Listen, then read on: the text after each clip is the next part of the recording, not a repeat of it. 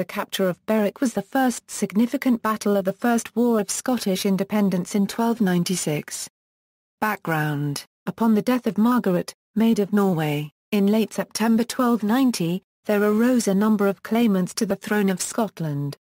The Guardians of Scotland were the de facto heads of state until such time as a king would be chosen.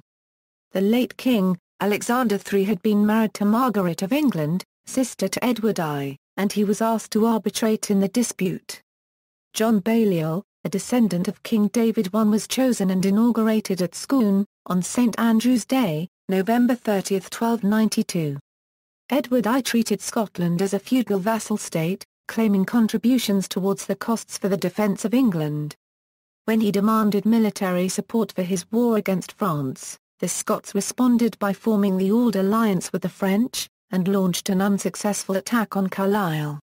Berwick: after the raid on Carlisle, the English, under Edward I, began the initial conquest of Scotland in the first phase of the war.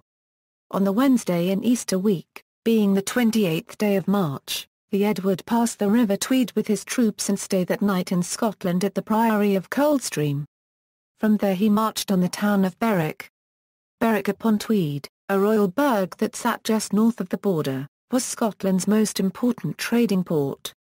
The garrison was commanded by William the Hardy, Lord of Douglas, while the besieging party was led by Robert de Clifford, 1st Baron de Clifford.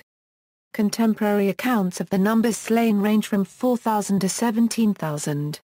Then they took the castle, whereupon Douglas surrendered and his life and those of his garrison were spared. The Battle of Dunbar crushed further Scottish resistance.